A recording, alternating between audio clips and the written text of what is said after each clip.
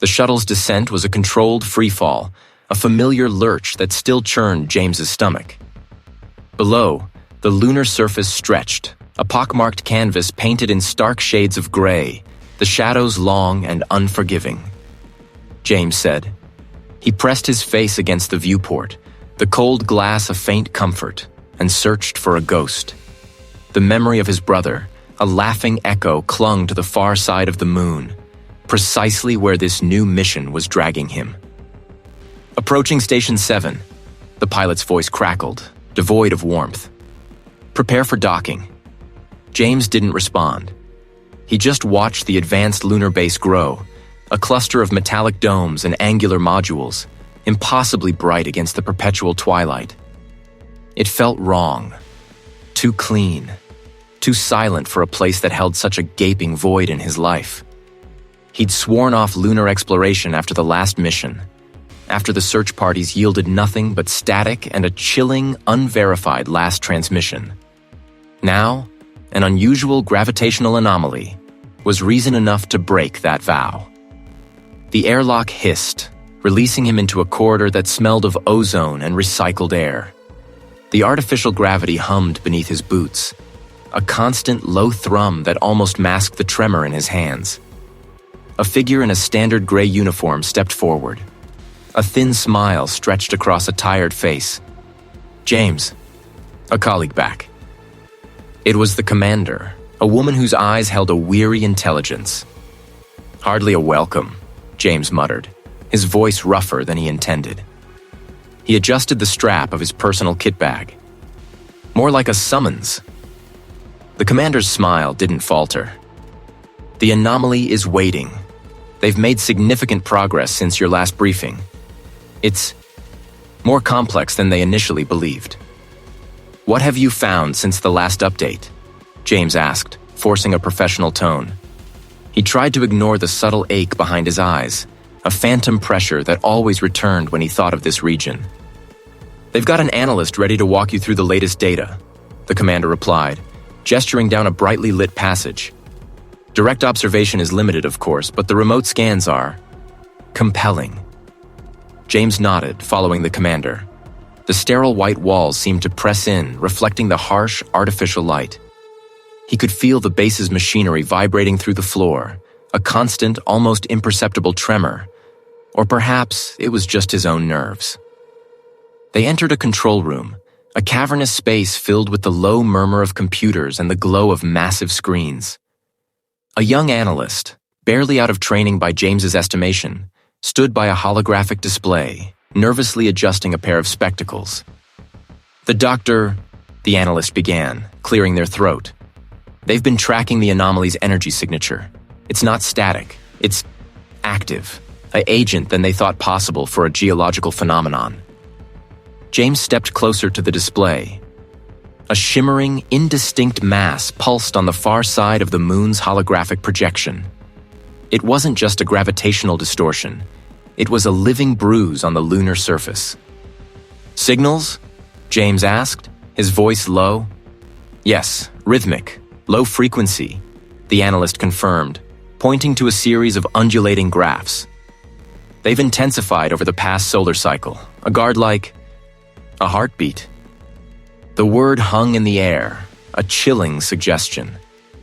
James felt a prickle on his skin, a shiver that had nothing to do with the cool, regulated temperature of the room.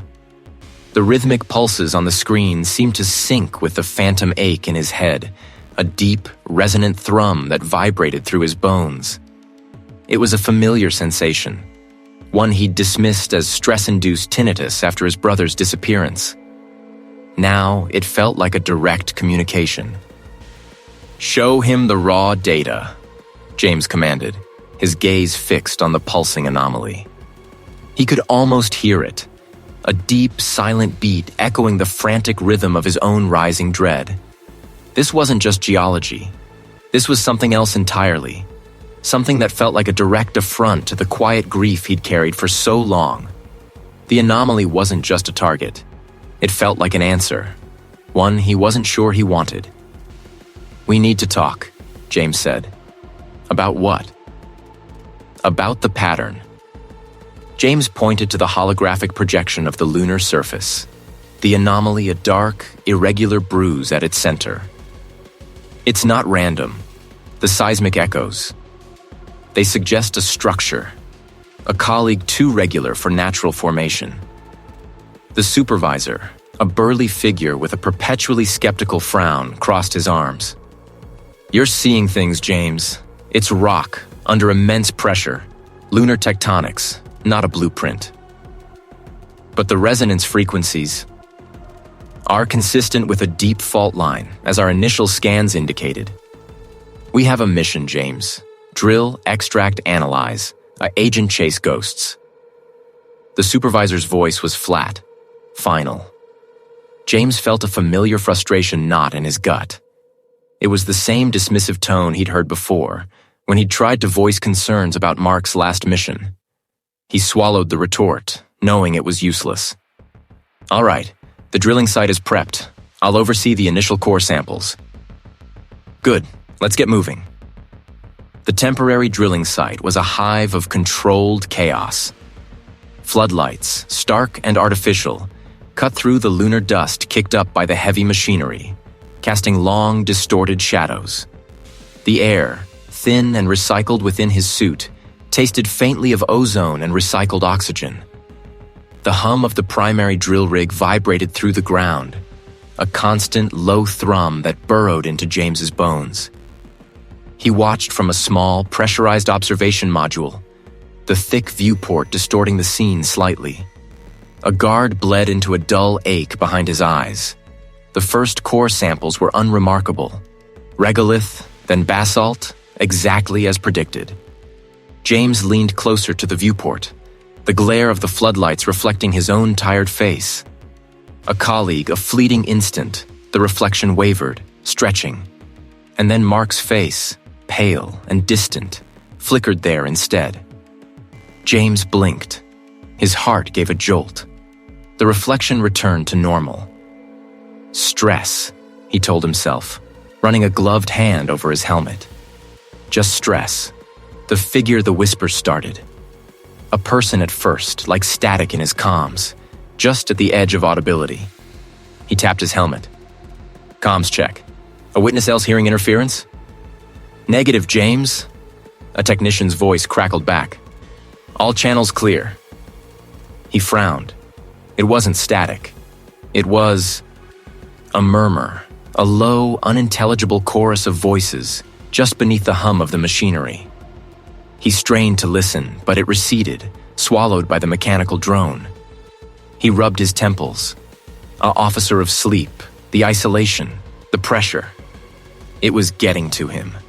The drill bit whined, a high-pitched shriek that cut through the general din, then abruptly changed pitch, a deep, resonant thud that shook the entire module. A detective flashed on the control panel. "What was that?" James demanded, leaning into the comms. "Loss of resistance," the lead driller shouted, his voice tight with surprise. The bit just dropped. A specialist through. James felt a sudden chill, despite the controlled temperature of the module. "Pull it up." Slowly. The massive drill rig groaned, its hydraulic arms retracting. The core sample barrel emerged, gleaming under the floodlights. James hurried out, the lunar dust crunching under his boots, towards the waiting technicians. A technician carefully unlatched the barrel. James peered inside. A technician of the expected fractured rock, a smooth, dark surface was exposed. It wasn't merely polished, it was impossibly uniform, reflecting the floodlights with an unnatural sheen like obsidian, but without the characteristic crystalline structure. "What is this?" A technician breathed, reaching out a gloved finger to trace the surface. "Don't touch it," James snapped, a sudden urgency in his voice. He leaned closer, his breath fogging the inside of his visor. The surface was cool to the touch, not cold, but a distinct coolness that seemed to emanate from within. It felt dead, yet somehow potent. "It's not natural rock." "No, sir," the technician agreed, his voice hushed. "Never seen anything like it. Perfect. A colleague it was. Cast. Cast from what? James murmured, a prickle of dread crawling up his spine. This was the pattern, not a fault line. This was something else entirely. A agent, then. A frantic voice broke through his comms. James, we have a major spike in the energy readings. The anomaly. It's reacting. The signals are intensifying and they're directional. A guard at us. James straightened, his gaze sweeping across the desolate lunar landscape, then settling on the impossibly smooth sample in the barrel. The whispers returned, louder now, a cacophony of indistinct voices pressing against his eardrums, no longer subtle. He could almost make out words, just out of reach. He felt a surge of cold dread. This wasn't stress. This was real. And whatever they had just found, it was listening. The whispers pressed in, a cold, indistinct chorus that clawed at James's senses. He stared at the impossibly smooth, dark surface in the core barrel, its unnatural sheen reflecting the harsh floodlights. The energy readings, he repeated, his voice tight. They're directional? Yes, James, the agent confirmed, static crackling through the comms. Coming directly from this point, and they're still spiking. A colleague, the charts. A colleague, a slender figure with sharp, intelligent eyes, pushed past the technicians. We need to get eyes on what's down there. A drone, immediately. James nodded, his gaze still fixed on the dark surface. Agreed, a agent, the microdrone. We're sending it through the borehole. The supervisor's voice, rough and impatient, cut in. A drone? James, we're on a tight schedule. We need to assess the structural integrity, not play archaeologist. This isn't just a structural anomaly, James countered, the words coming out sharper than he intended. That surface isn't rock. And those energy readings. They're unlike anything we've ever detected on the moon. We need to see what's causing them. A tense silence hung in the comms. Finally, the supervisor sighed. Fine, 10 minutes. A guard, we resume standard procedure. Understood. James turned to the colleague. Get it ready. The micro-drone, a spider-like contraption with multiple optical sensors, was quickly deployed. James watched its progress on a large monitor in the observation module. A colleague, the same slender figure, a specialist in xenolinguistics, standing beside him, her brow furrowed in concentration. The drone descended into the darkness, its miniature lights cutting through the lunar dust. The borehole widened, opening into an expansive, cavernous space. My God, the colleague breathed, her voice barely a whisper. James felt a prickle of unease crawl up his spine. The chamber was vast, far larger than any natural lunar cavern. And it wasn't empty. The walls were covered in intricate, swirling patterns, alien and unsettling. They weren't carved. They seemed to be part of the rock, glowing faintly with an internal luminescence. Glyphs, James murmured, leaning closer to the screen. Non-human. The drone moved deeper, its lights illuminating more of the chamber. A figure at center, a single monumental object dominated the space. It was crystalline, pulsating with a slow, internal light, shifting between deep violet and an unsettling, sickly green. It hummed, a low, resonant frequency that James could feel vibrating through the floor of the module, even through his suit. The whispers in his head intensified, coalescing, almost forming words he couldn't quite grasp. The colleague, whose name was Anya, was utterly transfixed. A colleague's eyes, usually so sharp and analytical, were wide, glazed over. She didn't speak, didn't move, just stared at the pulsating artifact on the screen. Anya? James prompted gently. Can you get a spectral analysis on the artifact? And high-res scans of the glyphs? She didn't respond. James reached out, touching her arm. A colleague's skin, even through the suit, felt cold. Anya, are you all right? She blinked, as if waking from a trance, then pulled her arm away abruptly. It's beautiful, she whispered, her voice distant. "The artifact and the glyphs, they speak." James frowned. "Speak? What do you mean?" "Not with sound," she said, still staring at the screen. "With meaning. I can almost understand." A technician, monitoring the drone's data feed, cleared his throat.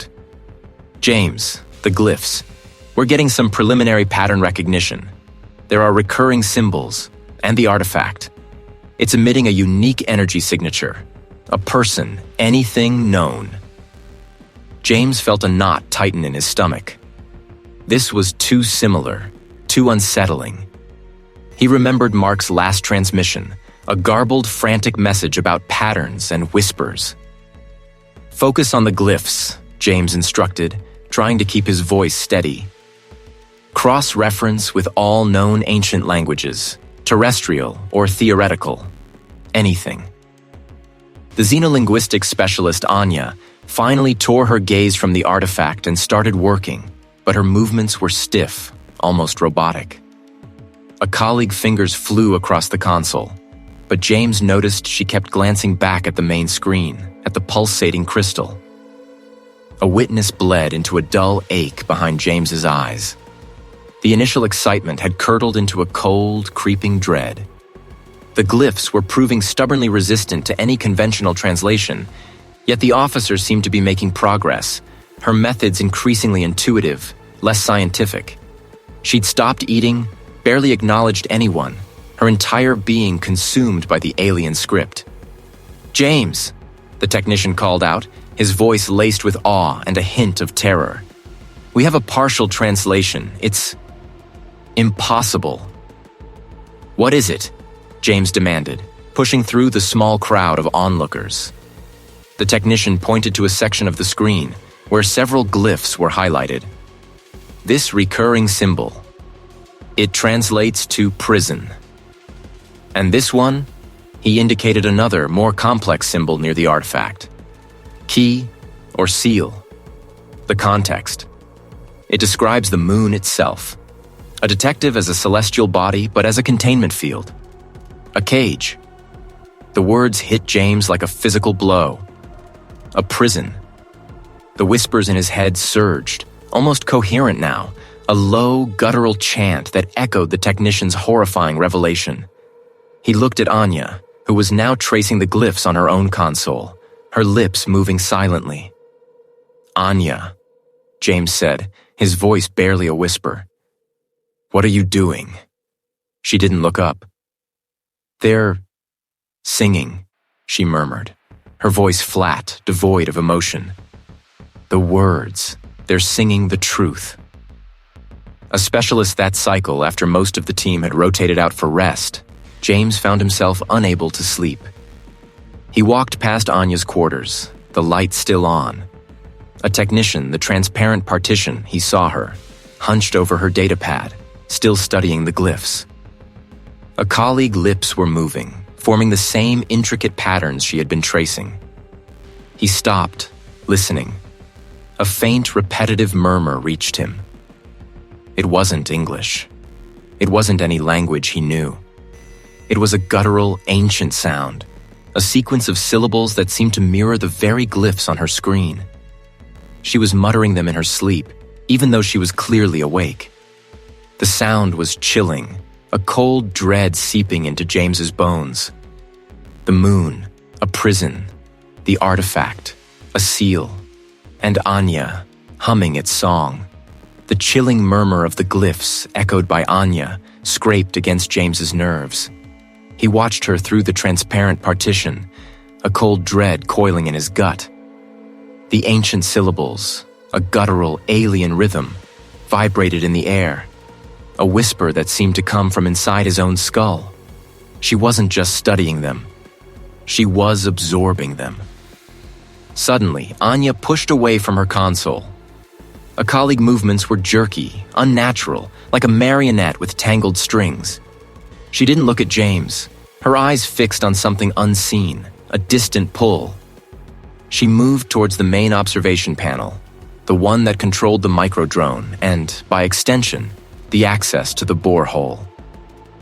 "Anya," James called out, his voice sharper than he intended, a desperate attempt to break her trance.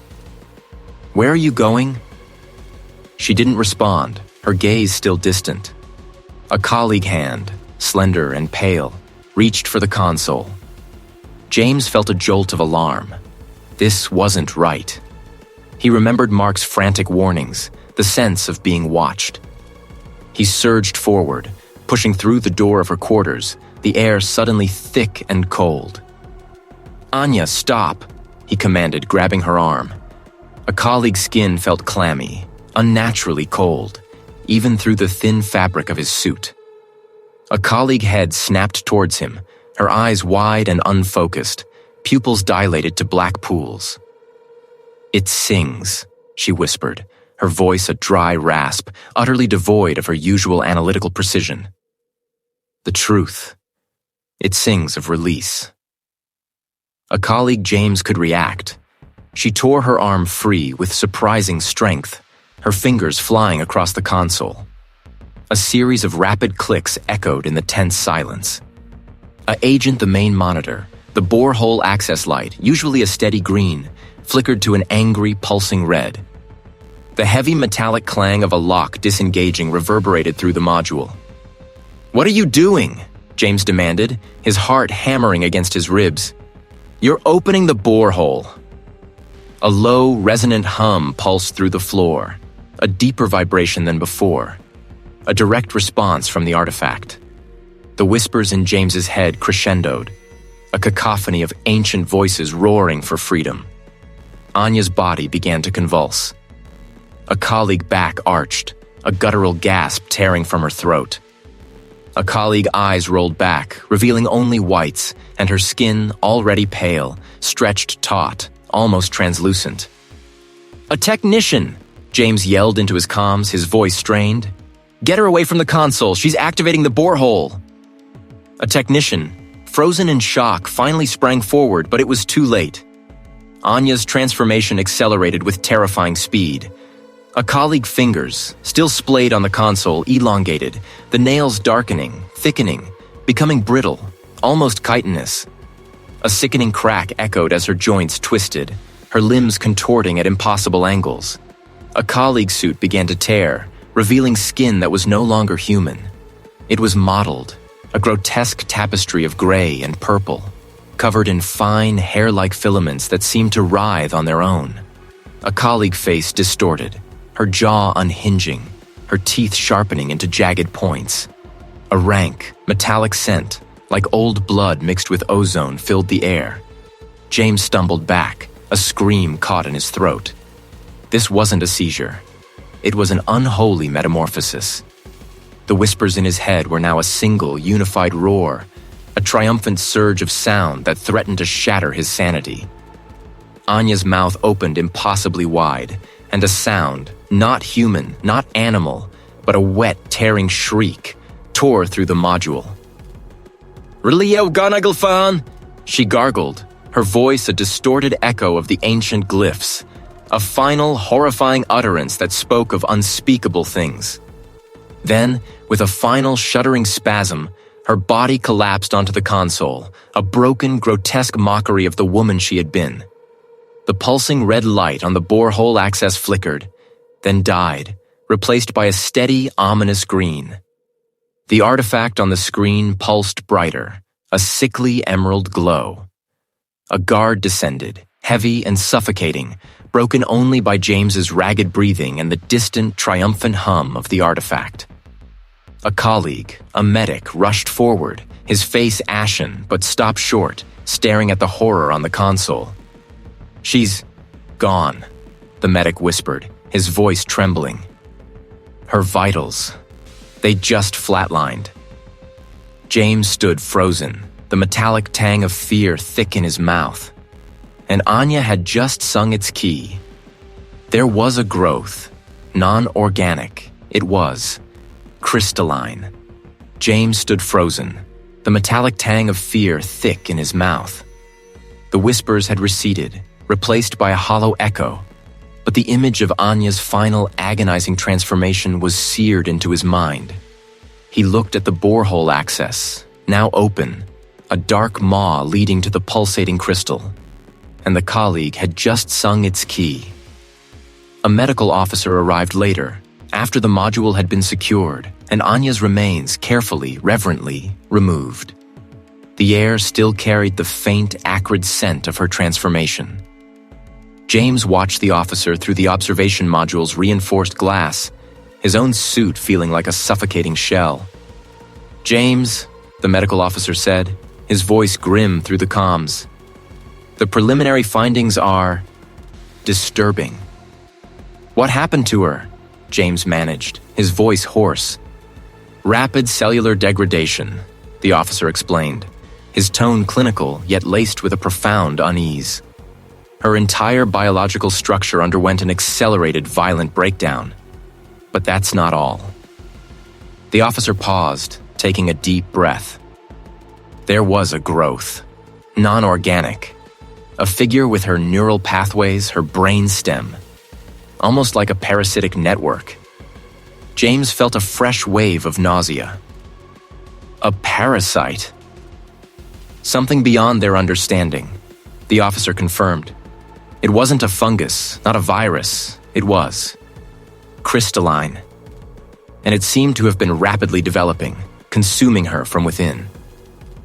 James closed his eyes, the image of Anya's contorted face flashing behind his eyelids. And its jailer had just claimed its first victim. He pushed away from the glass, the sterile white walls of the module pressing in on him. The hum from the borehole was a low thrum against his boots, a constant reminder of the horror unleashed. A colleague brother, Mark. He had to have known something. The frantic warnings, the vague, terrifying messages, they had to be connected. James moved with a desperate urgency, ignoring the hushed whispers of the other personnel, their faces pale and drawn. He headed straight for his personal terminal, the one with secure access to previous mission archives. "James, where are you going?" a technician asked, stepping into his path, his voice laced with concern. "I need to check something," James replied, his tone clipped. "My brother's logs. They might have answers." The technician hesitated, then nodded slowly. "Be careful. Our agent feels off." James didn't respond, already at his workstation. He pulled up the secure server, his fingers flying across the holographic keyboard. The mission logs from Mark's vanished expedition were heavily encrypted, a standard protocol. But James knew his brother's personal cipher, a habit from their shared academic days. He entered the complex sequence, the cold light of the screen reflecting in his eyes. The decryption process was agonizingly slow, each percentage point ticking by like a minute hand on a broken clock. The air around him felt heavy, thick with unspoken dread, and the faint metallic scent from Anya's transformation still clung to his suit. Finally, the files unlocked. He started with the last entries, Mark's personal journal logs, dated just days before the mission went dark. The first few entries were technical, geological observations, but then the tone shifted. Day 18. The whispers are getting stronger. A guard just the artifact now. They're inside. A figure things. A person James shouldn't be thinking. James's breath hitched. Whispers. The colleague like Anya. A colleague like him. Day 21. A colleague, the comms officer, started talking to himself. A witness, he saw his daughter. He doesn't have a daughter. The entity. It mimics. It feeds on their deepest connections. Their regrets. A cold wave washed over James. Mimicry. The colleague's own brother, gone without a trace. The unresolved grief. He was a prime target. He scrolled further, his hands trembling. Day 24. The consciousness is growing. It's not just a passive influence. It's learning. It's trying to communicate. They've tried to respond. Foolish. It wants out. It wants release. Release. Anya's final words. It sings of release. James felt a sickening lurch in his gut. A colleague brother hadn't just vanished. He had been consumed, just like Anya. The moon wasn't just a prison. It was a hungry, ancient entity, slowly waking, slowly learning how to break free. And his brother had been trying to talk to it. He tried to talk to it, James whispered, the words tasting like ash. He tried to understand. A colleague approached, his face etched with concern. "James? Officer, you all right?" An officer looked like you've seen a ghost. James didn't look up, his eyes fixed on the chilling words on the screen. "Worse," he murmured. "Worse," James murmured. "I think I've seen the future." The cold hum of the artifact seemed to vibrate directly in his bones, a triumphant song echoing the words of his lost brother. The colleague, still hovering, leaned closer. "What is it, James? You're shaking." James finally tore his gaze from the screen, the chilling words of Mark's log still burning in his mind. He looked at the colleague, seeing not just concern, but a flicker of something else. A deep-seated weariness that mirrored his own. "It's about the whispers," James said, his voice barely above a whisper himself. "Mark wrote about them. He said the entity mimics. It feeds on connections, regrets." The colleague's eyes widened, a subtle shift in his posture. "Whispers? I thought I was just tired. A colleague thinks." He paused, a strange, faraway look in his eyes. "Sometimes I hear, my mother. She passed years ago, agent me to come home." A cold dread seeped into James's bones. It wasn't just Mark's logs, it was happening to them now. The entity was already at work, picking at their minds. Does she sound exactly like her? James pressed, his voice tight. The colleague nodded slowly, his gaze unfocused. Even the way she used to hum that old lullaby. It's so real. James felt a surge of protectiveness, a desperate need to shield them all from this insidious horror. "It's not real," he stated, his voice firm, trying to project a certainty he didn't feel. "It's the artifact. It's trying to get inside your head, a guard confuse you." "But why?" the colleague asked, his brow furrowed. "What does it want?" "Release," James replied, remembering Mark's final, desperate entry. "It wants out, and it's learning how to manipulate us to achieve it." He turned back to the screen, scrolling rapidly through Mark's subsequent entries. The text grew increasingly erratic, fragments of thought interspersed with scientific observations.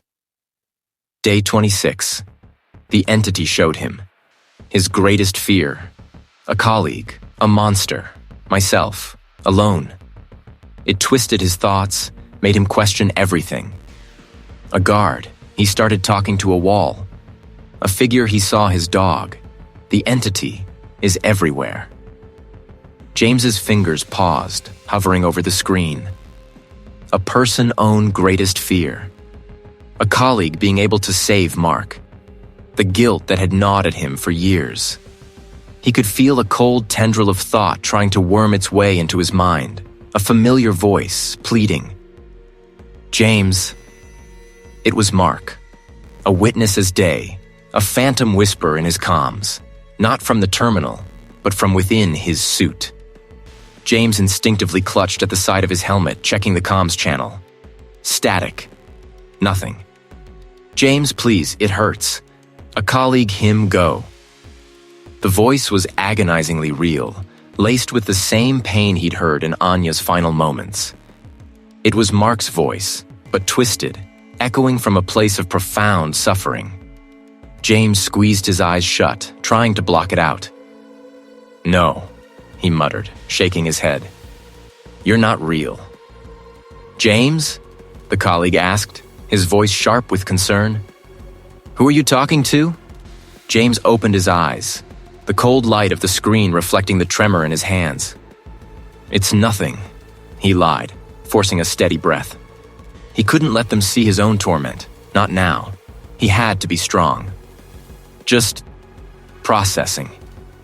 He scrolled further, finding a final chilling entry. Day 29. It has shown him what it needs. A host, a willing conduit. It absorbs them, their memories, their identities. It becomes them. It promises peace, release. But it's a lie. It's a trick to break free. Don't listen. Don't let it. The log ended abruptly, a half-formed word cut off. The reveal hit James with the force of a physical blow. It wasn't just mimicking. It was absorbing. Officer them. This wasn't just a psychological attack. It was a prelude to something far more horrifying. It wanted a host, someone to willingly liberate it. And it was using their deepest attachments to achieve it. James, I'm so cold. A detective open the borehole. A colleague get in. A colleague him rest. The voice in his mind was insistent, growing stronger, the phantom image of Mark, pale and gaunt, superimposed over the terminal screen, his eyes pleading. No, James whispered again, his voice cracking. He slammed his fist onto the console, the impact echoing in the silent module. You're not Mark. The cold hum from the borehole intensified, a low, triumphant thrum against his boots, as if mocking his defiance. They were already succumbing. And James knew, with a certainty that chilled him to the bone, that it was coming for him next. He could feel the entity pushing, probing, trying to find the crack in his resolve. He had to keep the crew focused, prevent further psychological breakdowns. But how could he, when his own mind was becoming a battleground? He looked up, scanning the faces of the other personnel, their expressions a mixture of fear and confusion. He saw a technician nervously rubbing his temple, a distant look in his eyes. Another, a scientist, was staring intently at a blank wall, a faint smile playing on her lips. They were already succumbing. The entity was not just a whisper. It was a hungry, ancient consciousness, and it was learning how to break free. The pieces clicked into place with a horrifying finality. Mark's erratic logs, the deciphered glyphs, the artifact's resonant hum. It wasn't just a prison. The moon itself was the prison, a living, sentient entity, designed to contain something far vaster, a multi-dimensional horror that dwarfed their understanding. And the artifact, this gleaming, humming object, wasn't just a tool. It was the heart of the containment system, a critical component of the moon's own failing defenses. It's not the moon that's speaking, James said, his voice raw, looking at the colleague who still stood beside him, now looking pale and clammy. It's what the moon is holding back. The colleague blinked, his eyes unfocused. Holding back. What are you talking about, James? The whispers, the visions. James explained, trying to keep his voice steady despite the tremor in his hands. They're not from the moon. They're from the entity inside. It's trying to manipulate us, to weaken the prison. A technician across the module suddenly let out a soft whimper, clutching her head. No, not again, she murmured, tears welling in her eyes. He's calling me, a colleague's son. He wants me to open the hatch. James's blood ran cold. Don't listen to it, he shouted, his voice echoing in the confined space. It's not real. It's a trick. The technician flinched, then looked at James with a desperate, pleading gaze. But it sounds so real, James. He's so cold, he says. It's the entity, James insisted, turning back to his colleague. It's using our attachments, our regrets. The moon is fighting it, but it's losing. The containment is failing. He gestured wildly at the console, at the data scrolling across the screen. This artifact, it's the key. It's what keeps the entity contained, and it's humming because it's being overloaded. The colleague finally seemed to snap out of his daze, a flicker of understanding in his eyes. Overloaded? A colleague mean? It's trying to break out? Yes, James confirmed, the word a heavy stone in his throat. Mark's logs, the glyphs, they describe the moon as a jailer, a living shield. And the entity, it's a cosmic horror that feeds on consciousness, on memory. It wants a host, a willing conduit to fully manifest. A scientist, who had been staring at the blank wall, suddenly turned, her eyes wide and unnervingly bright. "It promises peace," she whispered, a beatific smile on her face. "It promises understanding. It says it will make everything right." "It's a lie!" James roared, slamming his hand on the console again. The cold hum vibrated through his bones, a low guttural growl that seemed to even mock his efforts. He could feel the entity's presence, a vast, hungry void pressing against the fragile shell of his mind. "Let him in, James. He misses you. He wants to be free." The phantom voice of Mark, laced with Anya's pain, was a relentless assault. "We have to stop it," James said, his voice strained, pushing past the entity's insidious whispers. "We have to reinforce the containment, the artifact. It's our only chance." He looked at the colleague, then at the other crew members, their faces a mixture of fear, confusion, and a terrifying, distant calm. "We strengthen the prison. An agent reactivate the moon's defenses." He knew it was a desperate gamble, a plan born of terror and a dwindling hope. The air grew heavy, thick with an unseen pressure, and James could almost taste the metallic tang of ozone. The light in the module seemed to dim, as if the very energy of the place was being siphoned away. "How?" the colleague asked, his voice barely a whisper. "How do we fight something that's already inside our heads?"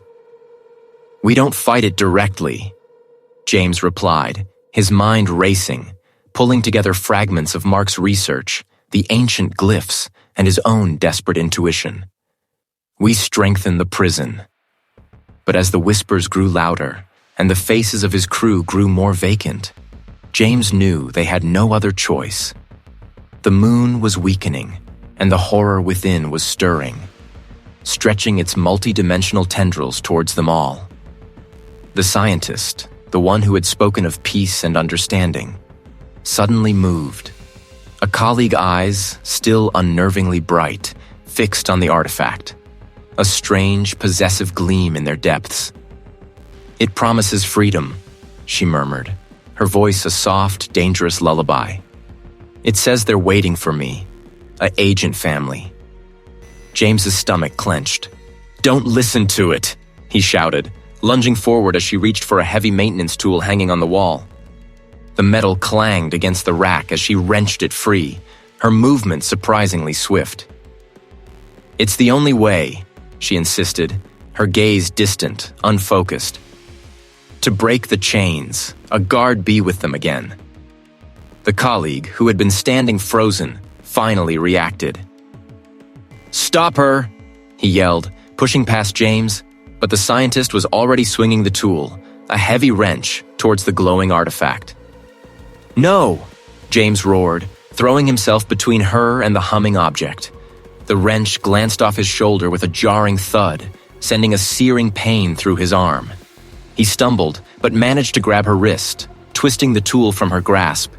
It clattered to the floor, the sound sharp in the sudden, eerie quiet. The scientist struggled against him, her strength unnatural. "Let me go, James. They're calling me. They're so cold." A figure streamed down her face, but her eyes held no recognition, only a desperate manic plea. "It's not real," James gasped, his muscles straining. The cold hum of the artifact pulsed against his skin, a sickening vibration that seemed to amplify the entity's whispers in his mind. "Let her free them, James. A person her free him. He misses you." A phantom image flickered at the edge of his vision.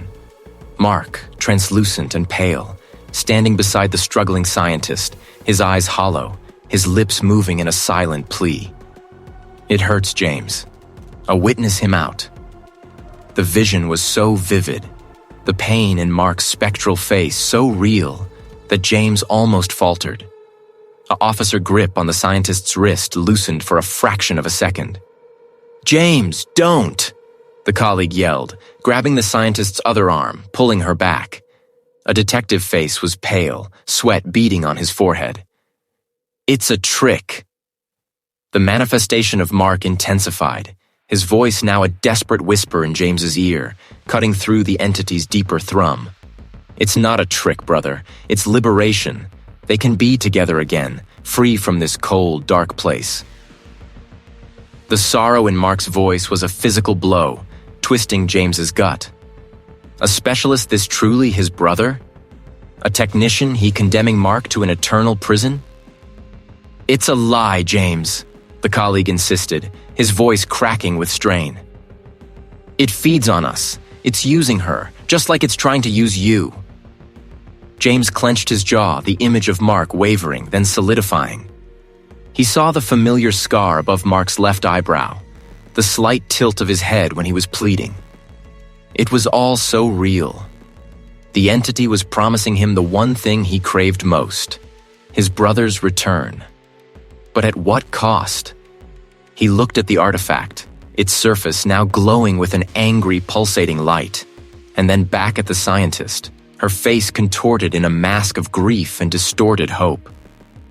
"You're wrong," James said, his voice hoarse, fighting against the insidious doubt. He tightened his grip on the scientist. "This isn't Mark. It's a puppet, a lure." He forced himself to look away from the spectral image, focusing on the frantic struggle. "We have to secure her, now." The colleague nodded, his eyes wide with a desperate resolve. Together they wrestled the scientist who, despite her smaller frame, fought with a terrifying, unyielding strength. The metallic tang in the air grew sharper, almost burning James's nostrils, and the cold hum intensified, vibrating through the very deck plates. The module lights flickered, casting long, dancing shadows that seemed to writhe and stretch like grasping tendrils.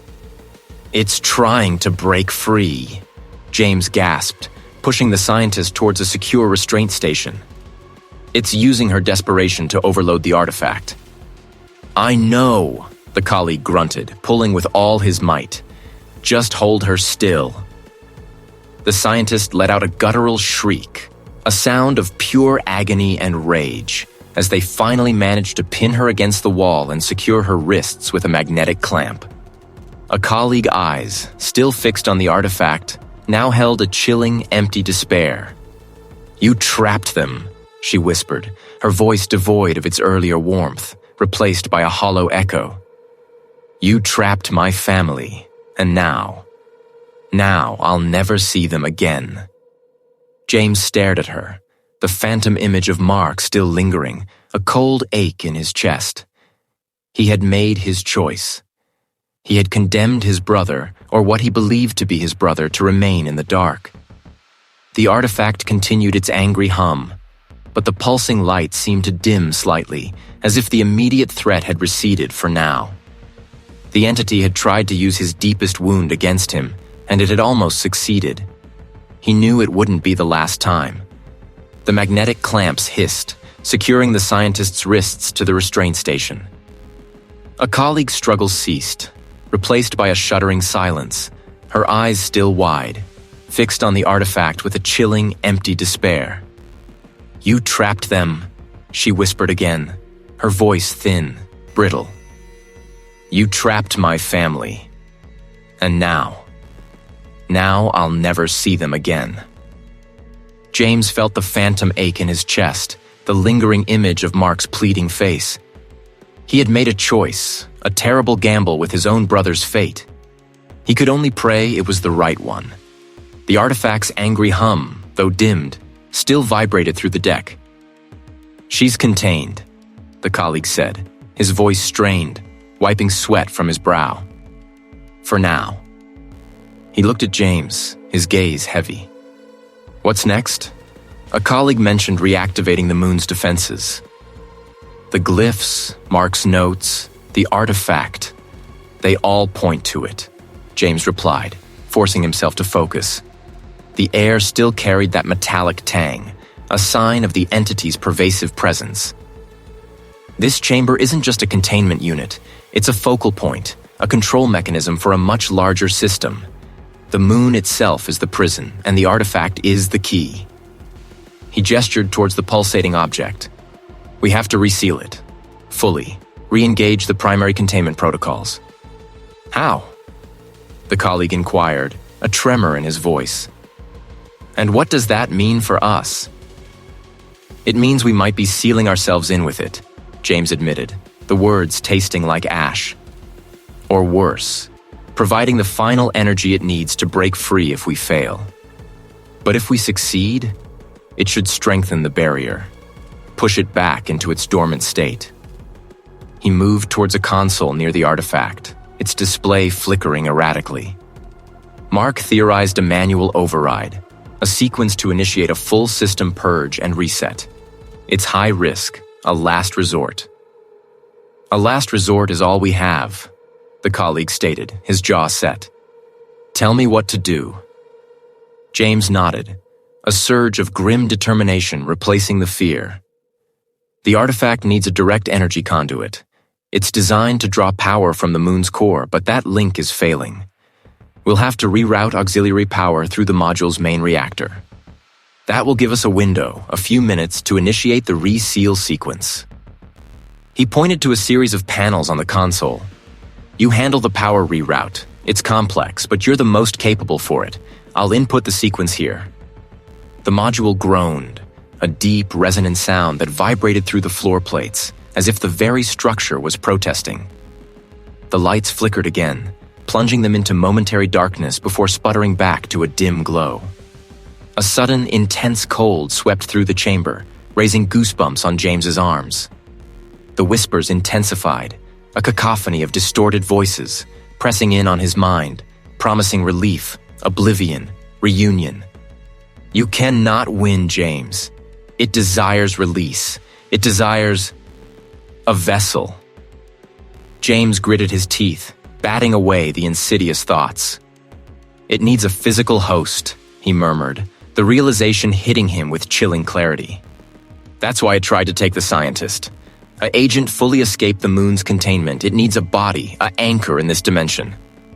Then we can't let it have one, the colleague replied, already at a power conduit panel, his fingers flying across the controls. Almost there. A guard by for a surge. James focused on the console, his fingers hovering over the ancient-looking controls.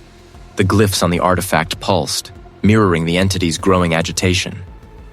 A figure the colleague confirmed the power reroute. A jolt of raw energy surged through the module. The cold intensified, and the air crackled with ozone, a smell like burnt metal and distant lightning. Now! James yelled, slamming his hand down on the activation sequence. The artifact flared, not with its previous angry red, but with an impossible shifting light that seemed to absorb and distort the very fabric of space around it. A colleague, a terrifying fleeting moment, James glimpsed it. A person of form, not a shape, but an absence of shape. A multidimensional horror that writhed and expanded beyond human comprehension. A witness of pure darkness, shot through with impossible colors, seemed to stretch from the artifact, reaching, grasping, trying to find purchase. The entity was not just in the moon. It was the horror the moon contained. A vast, ancient consciousness struggling to break free. And then, the moon responded. A low, resonant thrum vibrated through the entire module, deeper than any sound James had ever heard. It wasn't a mechanical hum. It felt organic, ancient, like the very bedrock of the lunar crust was awakening. The structure of the chamber seemed to pulse, a subtle, rhythmic contraction, and the impossible light from the artifact intensified. But this time, it seemed to be pulling the entity in, rather than pushing it out. It's working! The colleague shouted over the rising din, his face pale but resolute. The moon! It's helping!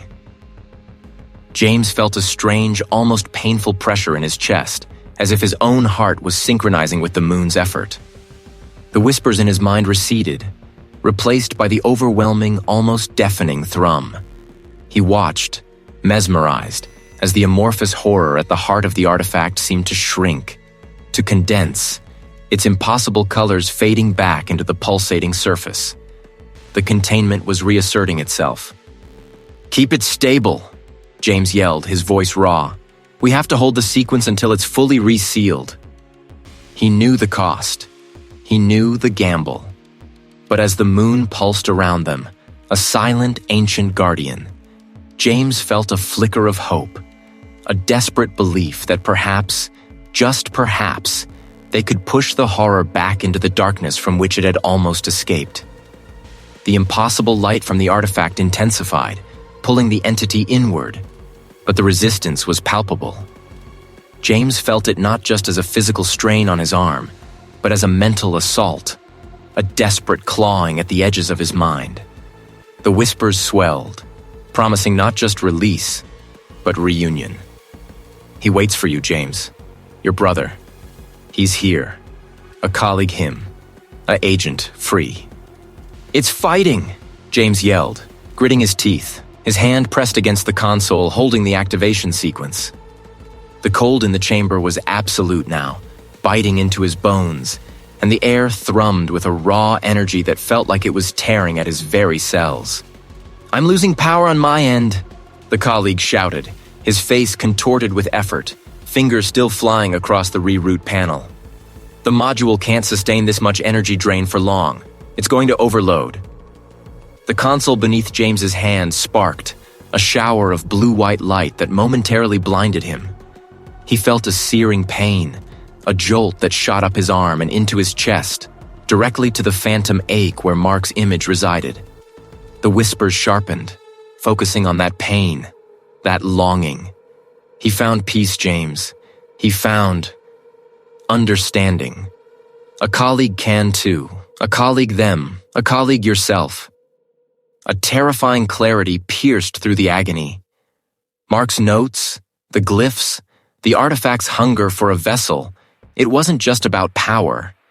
It was about connection. The moon was a prison, yes, but it was also a guardian, a living system that required a conscious link, a sacrifice to maintain its vigilance. A guard hadn't just disappeared. He had become a part of it. He had made the ultimate choice. "It needs an anchor," James rasped, the words a struggle against the psychic pressure. "A living conduit, a figure complete the seal." He looked at the colleague, his eyes burning with a terrible resolve. "It needs me." "What are you saying?" The colleague's voice was strained, laced with disbelief. "James, no. A person can find another way." "There isn't one," James shouted, his voice cracking. He felt the moons thrumming deep within him now, a resonance that was both alien and strangely familiar. It was calling to him, demanding a price. Mark. He knew this. He made the same choice. He slammed his other hand down on the console, a surge of adrenaline overriding the pain. The glyphs on the artifact flared, and the impossible colors intensified, no longer pulling the entity in, but merging with James, flowing into him like liquid light, cold and burning all at once. A colleague vision blurred, the chamber spinning around him. He saw Mark's face, not pleading, but serene, understanding, a silent invitation. "James, stop!" the colleague cried, abandoning the power panel to lunge towards him, but it was too late. A wave of pure, overwhelming energy washed over James. He felt his consciousness stretch, expand, becoming vast and ancient, intertwining with the moon's silent vigilance. The whispers of the entity became distant, muted, like echoes in a cavernous hall. He was no longer just James. He was a part of the containment, a living circuit in the moon's defense. The final choice was made. A witness, a shuddering, resonant crack, like the sound of bedrock splitting deep beneath the lunar surface. The artifact pulsed one last time, shrinking, its impossible light condensing into a faint, steady glow. The cold receded, replaced by a profound, ancient stillness. The module groaned, settling, its lights flickering back to a stable, if dim, illumination. The air, thick with ozone and the metallic tang of cosmic dust, slowly cleared. James stood motionless, his hands still pressed against the console, but his eyes were distant, seeing beyond the confines of the chamber, beyond the moon itself. He felt the presence of the entity, dormant now, a vast, silent horror contained. And beside it, he felt Mark. An officer as a ghost, but as a kindred consciousness, a silent guardian sharing the immense eternal burden. "James?" the colleague whispered, his voice trembling, stepping tentatively closer. Are you all right?" James turned, his movements stiff, almost mechanical,